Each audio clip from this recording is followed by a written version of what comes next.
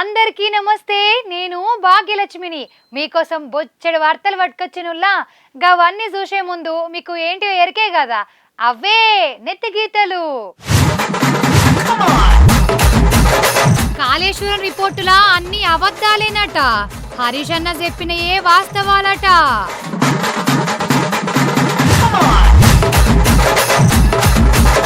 BRS లా రాజీనామాలు. బాయికాడికెళ్ళి బయటికి రాలేదు బాపు.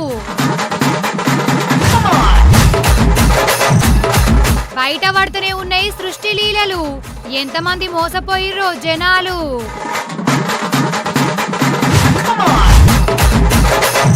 బీసీ ధర్నాకు కూసున్న మామ అల్లుళ్ళు. న్యాయం చేయాలి, న్యాయం చేయాలి. ఖబర్దార్ ఖబర్దార్ ఖబర్దార్. తెలంగాణలో ఏం నడుతాంది అని ఎవ్వరన్నా అడుగుర్రి. ఏం నడుతాంది? కాళేశ్వరం కథ నడుతాంది అని అంటారు, అంతే కదా. ఇప్పుడు రాజకీయం అంతా కాళేశ్వరం ప్రాజెక్టు చుట్టుముట్టే తిరుగుతుంది. అదొక వేస్ట్ ప్రాజెక్టు, పైసలు మూట కట్టుకొనే పోయే ప్రాజెక్టు అని చెయ్యి పాటోళ్ళు అంటనే ఉన్నారు. కమిషన్ పెడితే ఆ రిపోర్టు కూడా గట్లనే చెప్పింది. అసెంబ్లీలో కూడా మీటింగ్ పెడతారట. ఇంకో దిక్కేమో హరీష్ అన్న కాళేశ్వరం మీద ఇంకో కథ చెప్తుండు. పారి అన్ని కలిపి అరుచుకుందాం గాని.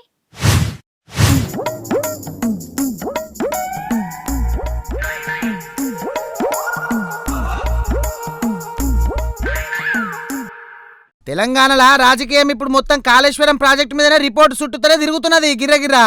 సోమవారం నాడు సర్కారోళ్ళు ఆ కాళేశ్వరం రిపోర్టును బయటపెట్టి తప్పంతా కేసీఆర్ సార్దే అడ్డందిడ్డంగా గట్టిర్రు, మస్తు పైసలు ఎరికేసుకున్నారు, ఇట్లా చెప్పుకుంటా పోయారు కదా. ఇక రిపోర్టును అసెంబ్లీలో కూడా పెట్టి దాని మీద చర్చ నడిపిస్తారట. కాళేశ్వరం దొంగవలో జనం ముందు పెడతారట.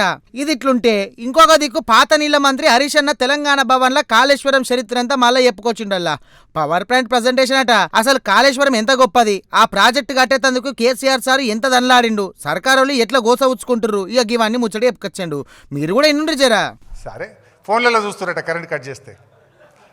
సరే, అది వాళ్ళ విజ్ఞత. ఏదో అంటారు చూడండి, దాన్ని పెట్టి అరిచేతిని అడ్డం పెట్టి ఆపలేరు అన్నట్టు నిజాలను ఎప్పుడు కూడా ఆపలేరు. సరే, ఒక సామెత ఉంటుంది, నిజం గడప దాటక ముందే అబద్ధం ఊరంతా చుట్టేస్తుంది అన్నట్టు. ఇవాళ మీరు గోబల్స్ ప్రచారం చేసి మా మీద దుష్ప్రచారం చేసినారు. ఎప్పటికైనా అంతిమంగా నిలబడేది న్యాయం, గెలిచేది ధర్మం. ఖచ్చితంగా మళ్ళీ బీఆర్ఎస్ వస్తుంది. బిడ్డ నువ్వు చేస్తావా చెయ్యి, రాజకీయాలు బక్కన పెట్టి రైతు ప్రయోజనాల కోసం పనిచేయి. లేదన్నా మళ్ళీ వచ్చిన తర్వాత మేము కొద్ది నెలల లోపలనే రీస్టార్ట్ చేస్తాం, రైతాంగానికి నీళ్ళు ఇస్తాం, కాళేశ్వరం తెలంగాణకు వరప్రదాయిని అని రుజువు చేసి చూపిస్తామని చెప్పి మనవి చేస్తూ ఇంత ఓపికగా విన్న మీ అందరికీ ధన్యవాదాలు. కాళేశ్వరం మీద ఇచ్చిన రిపోర్ట్ అంతా తప్పులు తాళాలన్నట. హరీష్ అన్న చెప్తాను మరి ముచ్చట. అసలైతే 650 పేజీల రిపోర్ట్ అయితే సర్కారోళ్ళు ఖాళీ 60 పేజీలు కావాల్సుకొని లీక్ చేసి కుట్రేషమేసిరట. దమ్ముంటే 650 పేజీలు అసెంబ్లీలో పెట్టాలని డిమాండ్ చేసిండు హరీష్ అన్న. ఒక్కటి కూడా తవ్వకుండా రిపోర్టు కాగితాలన్నీ అసెంబ్లీలో పెడితే సర్కారును గడిగే పాడేస్తాడట. ఓ దిక్కు కాళేశ్వరం వేస్తని సర్కారోళ్ళు, కాళేశ్వరమే కొంగు బంగారం అని బీఆర్ఎస్ వాళ్ళు ఎవ్వరు తగ్గుతలేరు. ఆ గర్స అసెంబ్లీలో ఈ రిపోర్ట్ పెట్టినాక వీళ్ళ నడుమ ఫేస్ టు ఫేస్ పంచాయతీ ఇంకెట్లుంటుందో చూడాలి.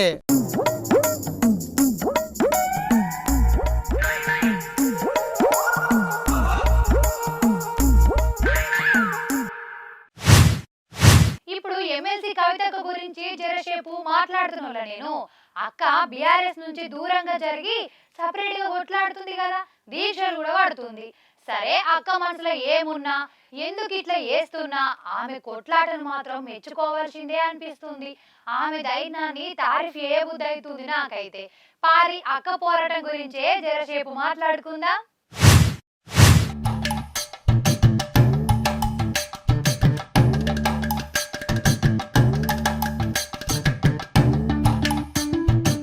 నిజంగా ఈ కవితక్క మరో షర్మిల లెక్క మారిపోతుందా ఏమి, లేకుంటే ఇంకేమైనా అవుతుందా? అటెన్క ముచ్చట గాని బయటకు వచ్చి మాత్రం కొట్లాడుతుంది చూసిర్రా. ఇగో ఇది చాలా మందికి నచ్చుతుందో. ఇప్పుడనే కాదు, కవితక్క మందుదంద కేసులా జైలుకు పోయొచ్చే కదా, గప్పటి సంధి ధైర్యంగా నిలబడతాంది. నాయన పెట్టిన సొంత పార్టీ మీదనే అలిగింది, దూరం జరిగింది. ఎమ్మెల్సీ చేసిన బీఆర్ఎస్ పార్టీతో సంబంధం లేకుండానే సర్కార్ మీద కొట్లాడుతాంది. మహిళా బిల్లు కోసం ధర్నా చేసింది. అటెన్క బీసీ జెండా పట్టుకొని జనంలోకి వచ్చింది. చెయ్యి పార్టీ ప్రభుత్వం బీసీ రిజర్వేషన్ల మీద ఆర్డినెన్స్ తెచ్చుడుతోనే సంబరాలు కూడా వేసింది. వచ్చే లోకల్ ఎన్నికలల్లా రిజర్వేషన్లు అమలు చేసుడే కావాలి అని ఇందిరా పార్కు దగ్గర 72 గంటల దీక్ష కూర్చున్నది. కానీ కోర్టు పర్మిషన్ ఇయ్యలే. ఒక్క రోజులనే దీక్షను విరమించింది. అయినా గానీ కొట్లాటను ఆపేదే లేదని పిడికిలు పట్టింది. సర్కారు మీదనే కాదు, ఇటు సొంత పార్టీని కూడా జర గట్టిగానే అరుచుకుంటుందో కవితక్క. లిల్లీపుట్ లీడరు బచ్చాగాళ్ళు అనుకుంటా బనా ఇస్తాంది. బీఆర్ఎస్ పార్టీకి పంట కింద రౌతు లెక్క మారింది. ఇప్పుడు కారు పార్టీకి షెయి పార్టీతోనే కాదు, కవితక్కతో కూడా పెద్ద రెత్తిలో పైచ్చేటట్టున్నది అనుకుంటుర్రు. ఆమె మీద ఏం మాట్లాడాలో, ఏం మాట్లాడితే ఏమవుతుందో చాలా మంది లీడర్లకు అర్థమైతలేదట. మొత్తానికి జైలు నుంచి వచ్చినాక జనంలను వండుకుంటా నాయన నేర్పిన తిరుగుబాటును నేర్చుకుని ఉద్యమకారుని బిడ్డ ఎట్లుండాలనో గట్లనే దూసుకుపోతుంది మరి కవితక్క అని ఆమె అభిమానులు సంబరపడుతున్నారు. మరి రాను రాను కవితక్క పరిస్థితి ఎట్లుంటది, ఏంది కథ, ఆమె కొట్లాట తన్లాట ఏడుదాకా పోతుంది, ఒక గవి తెలవలసిన్నది.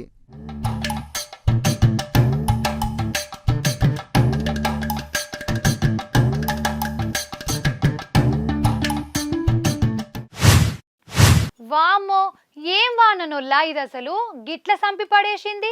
అయితే వానకాలంలా వానలే పడతాయి, ఇంట్లో వానదేవుణ్ణి తప్పు పట్టాల్సిన పనే లేదు. కానీ ఈ వానలకు మన పట్నం హైదరాబాద్లో మాత్రం మునిగిపోయిందా ఏంది అని అనిపించిందిలా. హైదరాబాదులో నదులు, సముద్రాలు, బీచ్లు కూడా ఉన్నాయా అని అనుమానం కొట్టింది కొందరికైతే. గట్లయిపోయింది మరి పట్నం పరిస్థితి. నాకైతే భయమైందోల్లా, నిజం చెప్తున్నా. పారి ఈ వానలు వరదల వార్తనే చెప్పుకుందాం గాని.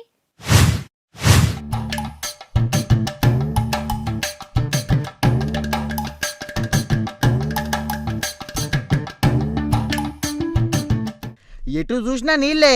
అసలు అవి చెరువులు అనుకుంటురా? కాదు కాదు, హైదరాబాద్లో నడి సెంటర్ రోడ్డు, కానీ చెరువులు ఎక్క మారిపోయినాయి. ఇక నడుము లోతుల దాకా నీళ్ళు వచ్చినాయి. కార్లు కొట్టుకుపోయినాయి, బండ్లు మునిగిపోయినాయి, బస్సులు ఏడియాన్ని ఆగిపోయినాయి. పట్నం అంతా ఆగమాగం చందనైంది. ఇక పట్నం జనాల గోసాలు చూడాలి. ఓ దిక్కు మురికి నీళ్లు రోడ్ల మీద వాడుతానే ఉన్నాయి. జనము ఆ నీళ్ళకి వెళ్ళిపోవాల్సిన పరిస్థితి వచ్చింది. ఇక కొన్ని జాగ్రత్తలు అయితే ఇళ్లకు నీళ్ళు వచ్చినాయి. పాపం నాకైతే బాధ అనిపించింది వాళ్ళని చూస్తా అంటే. హైడ్రా అని కూలగొట్టిరు కానీ అయినా కానీ రోడ్ల మీదకి ఇళ్లకి ఇట్లా వరదలు ఎందుకు వాడుతున్నాయో నాకు అర్థమవుతలేదు. ఓ దిక్కు వాన, ఇంకొక దిక్కు వరద. ఇది జాలదని చెట్లు ఇరిగిపోయి రోడ్ల మీద పడుడు. రోడ్లన్నీ ట్రాఫిక్ జామ్తో గాయవుడు. అసలు నరకం అంటే ఎట్లుంటుందో కనబడ్డదట చాలా మందికి. అసలు రోడ్డు మీద కార్లు ముంగటి గదులుతలేదు. పట్నం జరసేపు ఆగిపోయినట్టు అనిపించిందోల్లా. అందున పొద్దుమిక్కి అందరు ఇళ్ళకు పోయేయాళ్ళ. అందరికి ఒకటే పని బయటకు వెళ్ళిర్రు. కాథమిగా అసలు ఎందుకునా బయటకు అత్తమి అని తలకాయ పట్టుకున్నంత పని అయింది. ఎన్నడో పొద్దుమిక్కి బయటకు అత్తే ఇంట్లోకి పోయే వరకల్లా నాట్యం రాత్రైందోల్లా చాలా మందికి. ఇక వాన కథ గట్లున్నది. అసలు నన్ను అడిగితే పట్నంలో గింతగానం వాన అవసరమే లేదు. ఊర్లలో పడ్డా ఒక అందము చందము, అంతేనా కాదా అన్నట్టు. ఇంకో 3 వద్దులలో పెద్ద వానలు ఉన్నాయట మనకెళ్ళి. వాన పడ్డప్పుడట పట్నం జనాలు ఉత్తిగా పచ్చిగా బయటకు రాకుండ్రి, ఇరుక్కబోయి ఆగం కాకుర్రి అని చెప్తుర్రు పోలీసోళ్ళు.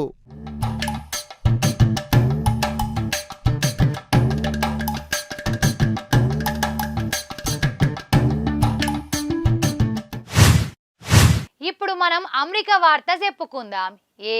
గంత దూరం ఎందుకు భాగ్యమ్మ, మన తెలంగాణ వార్తలు చెప్పరాదు. ఈడ ఏమైతుందో తెలవాలి అని గక్కడెక్కడదో ఏదో వార్త మనకేంది అని అంటారా? మీరు అనుకునేది కూడా బరాబరే. కానీ అమెరికాలో సర్దిలేస్తే మనకు తుమ్ములు వస్తాయి, ట్రంప్ సార్కు దగ్గులేస్తే ఇక్కడోళ్ళకు జ్వరం వస్తుంది. అమెరికా పెద్దన్న ఏం చేసినా దునియాలా ఏ మూలకున్నోళ్ళకైనా దిమాగ్ ఖరాబ్ అవుతుందిలా, అట్లుంటది మరి. ఇగో మళ్ళోసారి మన దిమాగ్ ఖరాబ్ చేసిండట ట్రంప్ సారు. పారి మరి అరుచుకుందాం.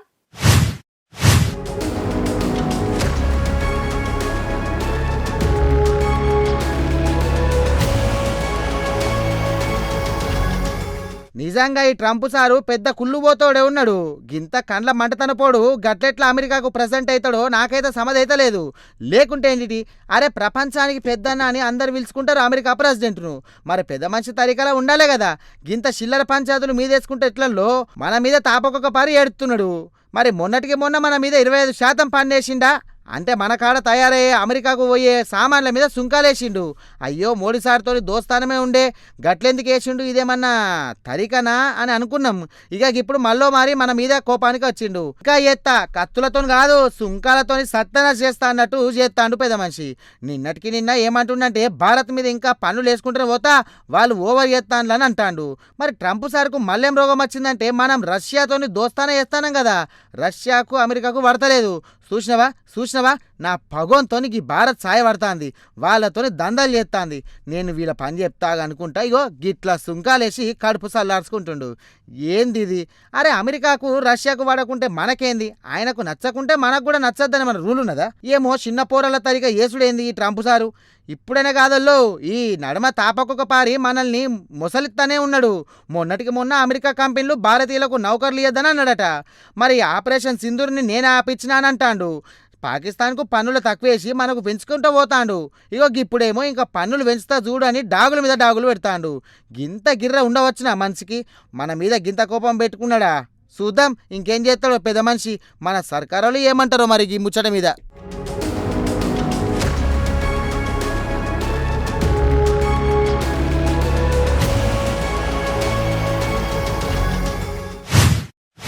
బెల్లం ఉన్న కాడికే ఈగలత్తాయి, ఏం లేనుని కాడ నీడ కూడా దగ్గరుంటది అంటారు. అంతేనా?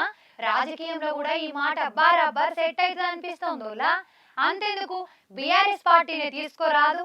ఎప్పుడైతే పోయిన ఎలక్షన్లలో ఓడిపోయిందో ఇక అదువరసంది ఆ పార్టీది ఒక గోస కాదు, మళ్ళా ఒగలేనుకోగలు ఆ పార్టీ నుంచి అవతల పడే ఉపాయం పెడుతుర్రు చేస్తాన్రు. అవో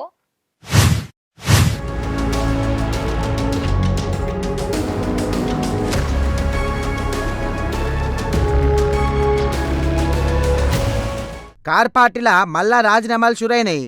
పోయిన అసెంబ్లీలో పార్లమెంట్ ఓట్లలో ఓడినాక 10 మంది ఎమ్మెల్యేలు కారు దిగి షెయి పార్టీలో షెరీకయ్యారు. ఇక మొన్నటిదాకా ఈ షెరీకలు జంపింగ్లు ఆగిపోయినాయి. ఇక గింత కావచ్చు అనుకున్నారు. ఇక అయితే సాక్షాత్ కేసీఆర్ బిడ్డ కవితక్కనే పార్టీకి దూరం జరిగే. ఇక ఇప్పుడు బీఆర్ఎస్ నాగర్ కర్నూలు జిల్లా అధ్యక్షుడు మాజీ ఎమ్మెల్యే గువ్వల బాలరాజ్ సార్ కూడా కారు పార్టీకి రాజీనామా చేసేసిండు. పువ్వు పాటలకు పోతాడని అంటాండ్రు. ఈయన ఒక్కడే కాదు, ఉమ్మడి మహబూబ్ నగర్ జిల్లా నుంచి బీఆర్ఎస్ పెద్ద పెద్ద లీడర్లు కూడా పార్టీకి దండం పెట్టే పని పెట్టుకున్నారట.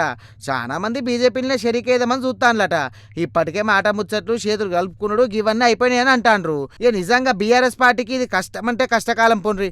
ఓదికు కాళేశ్వరం కమిషన్ రిపోర్ట్ వచ్చింది. ఆ రిపోర్ట్ల పాపమంతా కేసీఆర్ సార్దే అన్నట్టున్నది.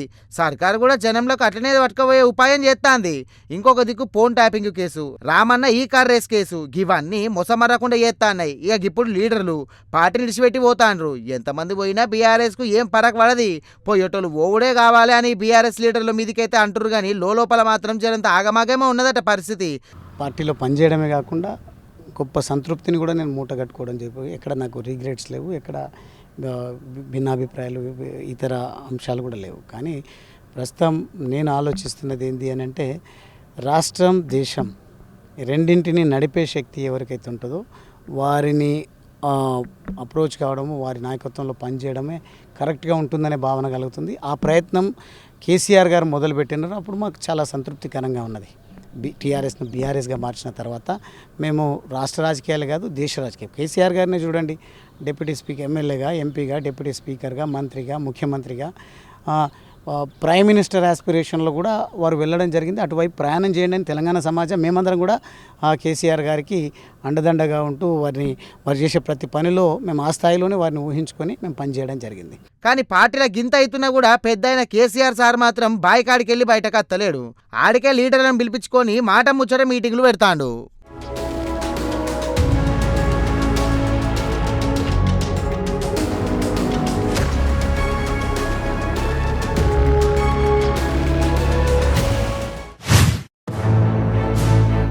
ఎప్పుడుగా ఫోనే పని చేసుకోవచ్చు ఏమన్నా టిల్లుగా. ఇంటికే పోతా అక్క, నేను ఉండా. అయ్యో మామత్తడటావు జరా, ముసలుడు ఎప్పుడు వస్తాడో చెప్పాడు, నేను పోతా. అత్తుండట మామ, ఆవు మంచిగా ఉండదు. వస్తాడు, నేను చూస్తా. వచ్చినా మామ? ఇప్పుడే వచ్చేది, ఎంతసేపు ఎదురు. మామ ఎట్లున్నవి ఇంట్లో అంత మంచిగా ఉన్నారా? అందరు మంచిగా ఉన్నారు. పిల్లవాడు చిన్నప్పుడు గుంతలో పడ్డాడు, కాదని ముప్పేస్తున్నాయి. వాన మస్తు వడబట్టే మళ్ళీ బయట. ఓ మామ, వానల వాళ్ళు వచ్చినావు కదా, రావు, నేను మంచినీళ్ళు పట్టుకొస్తా. ఆవురా, నేను షాయి పెడతా గాని. అబ్బో, షాయి పెడుతుందట.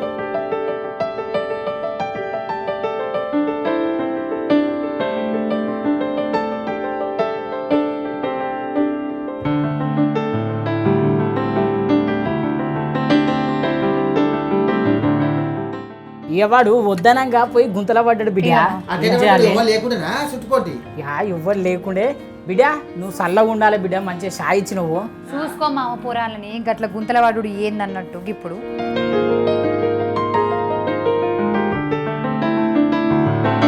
బిడ్డ ఈ షాయ ఇంత మంచిగా ఉన్నది పట్నంలో ఇంత మంచి పాలు ఎక్కడ దొరుకుతున్నాయి బిడ్డ దొరుకుతాయి మావా? బర్రె పాలా లేకపోతే తాజా పాలా?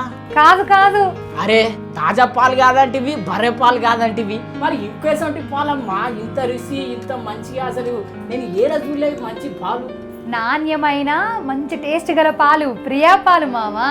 ఓ ప్రియా పాలా మన ఊర్లకు కూడా పట్టుకోపోవాలి ఈ పాలు మంచిగా ఉన్నాయిగా. గత మంచిగా ఉన్నాయి పాలు. అరే జబర్దస్త్ ఉన్నదిరా భాగ్యక్క నాకు ఎప్పుడు పోయిపోతే నాకు కూడా జరుగుతా చూస్తాను. నువ్వు నా సాయి ఎప్పుడు మెచ్చినవు గనక.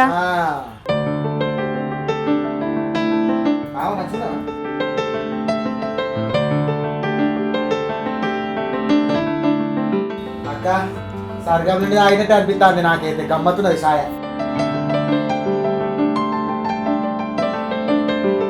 అబ్బా భాగ్యక్క సాయి మాత్రం మస్తు పెట్టినవే. నాకు ఎప్పుడు గిట్లా పెట్టారు ఇవాళ చదివి ఇంటికి వెళ్ళిపోతాను. ఎప్పుడు కూడా అన్నా నేను నీ సాయి తాగుకుంటా ఇంటనే కూకుంటా. ప్రియా పాలు, నాణ్యమైన పాలు, తాజా పాలు. ప్రియా పాలు కొందాం, నవ్వులు పంచుకుందాం. నిజంగా ఈ సృష్టి టేస్ట్ ట్యూబ్ బేబీ సెంటర్ కేసులా రోజు రోజుకు నిజం బయట పడుతుందిలా. అసలు ఇంటుంటే నాకే శీతర ఊడుతుంది. అసలు మనుషులు గిట్ల కూడా ఉంటారా? పైసల కోసం గింత అద్మానంగా తెగబడతారా? గిట్ల దోకా చేస్తారా అనిపిస్తోందోల్లా. ఈ సృష్టి లీలలు ఇంకొన్ని చూద్దాం పారి.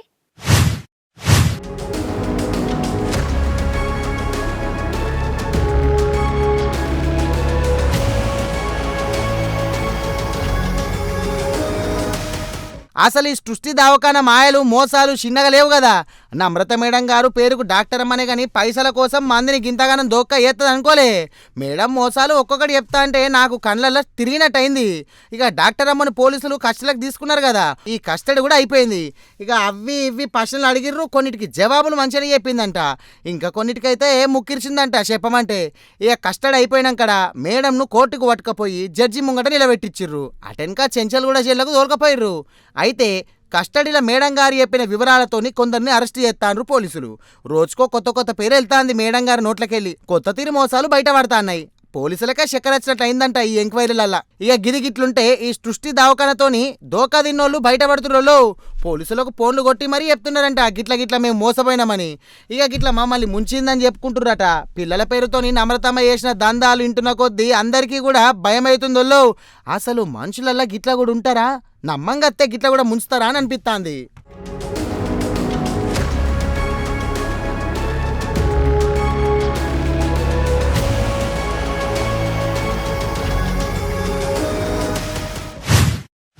గ్యాస్ సిలిండర్ అంటేనే చాలా డేంజర్ అంటారు, కానీ గ్యాసులు లేనిది మనం వంట చెయ్యం.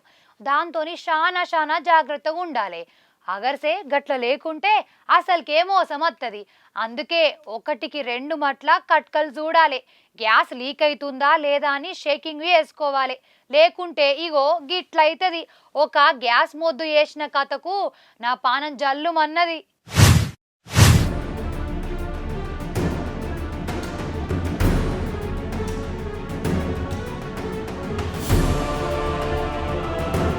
చూసిర్రా? అర్థం కాలేదు కదా నేను చెప్తే. ఇక ఒక ఇంట్లో గ్యాస్ సిలిండర్ వేలింది. ఆ పేలుడుకు ఇల్లే కూలిపోయింది, గోడలు వలిగిపోయినాయి, ఇటుక బండలు రోడ్డు మీదకి వచ్చినాయి. అప్పుడే రోడ్డు మీదకి వచ్చిన ఒక అన్న మీద పడే ఈ బండలు. పాపం ఆయన అక్కడికక్కడే జీవిడిచిండు. ఇంకో 3కి దెబ్బలు బాగానే తాకినాయట. అసలు ఏమైందో ఎందుకు చచ్చిపోయిండో కూడా తెలియకుండానే చచ్చిపోయిండో పాపము. ఎంత ఘోరం ఇది. అసలు ఈ గ్యాస్ మొద్దుకు రోడ్డు మీద పోయేట ఆయనకు సంబంధమే లేదు, కానీ ఈయన పానాలు పోయినాయి. గట్లుంటది గాచారం అంటే. కానీ ఒక్కటి అర్థమైతలేదు నాకు, గ్యాస్ సిలిండర్ వేలింది కానీ మంటలు ఎందుకు రాలేదో ఏమో పట్టుని. అయితే నేను చెప్పేది ఏంటంటే గ్యాస్ మొద్దు మన నట్టింట్లుంటుంది. గ్యాస్ ఏమన్నా లీక్ అయినట్టు అనిపించింది అనుకో, అన్నం ఎసరచ్చుడు కాదు మన బతుకులకే ఎసరత్తది. గందుకే తాపకొక పారి గ్యాస్ పొయ్యి మీద జర కన్నేసుకుంటూ ఉండాలి. మరి నడమ గీసుంటూ ఎక్కువైతా ఉన్నాయి. ఎందుకన్నా మంచిది ముందే చెప్తున్నా పైలము.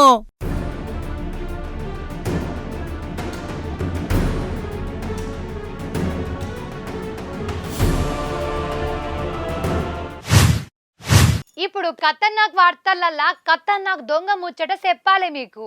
ఏమన్నా అనుకోరోల్లా, ఈ దొంగలు చాలా తెలివిగల్లోళ్ళు, ధైర్యవంతులు. అవునా కాదా? అయితే అటు లేకుంటే ఇటు గిట్ల అనుకొని దొంగతనాలు చేస్తాండ్రంటే వాళ్ళ గుండె ధైర్యాన్ని పెద్దదే కదా. వాళ్ళ గుండె ధైర్యం మెచ్చుకోవాల్సిందే. సరే వాళ్ళను నేనేం తారీఫ్ చేస్తలేను కానీ ఒక దొంగోని టాలెంటు ఎట్లున్నదో చూడురి మీరైతే.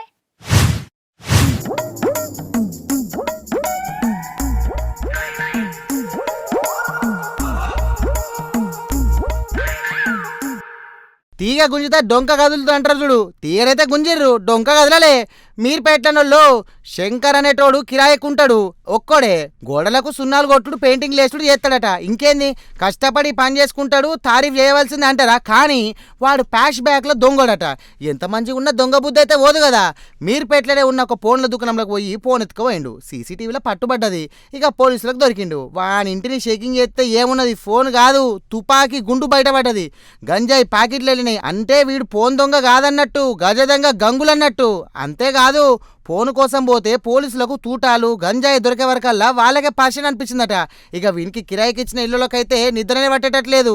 ఎందుకంటే 2 ఏళ్ల సంది ఇంట్లుంటుండేవాడు రాముడు మంచి బాలుడు లెక్క ఉంటుండన్నల్లా. కానీ చేతికత్తేనేమో ఇగో గీద నెరికే వరకల్లా వాళ్ళకు కూడా వణుకుడుతుంది. అందుకే అంటారు కదా, ముఖం చూసి మంచోడో చెడ్డోడో ఫిక్స్ కావద్దని. ఈ లోకంలో అందరు యాక్టర్లు అయిపోయారు వాళ్ళు. సినిమా యాక్టర్లు మించిన వాళ్ళు ఉన్నారు మన చుట్టుముట్టు. అందుకే జరంత పైనము ఈ దొంగలతోని.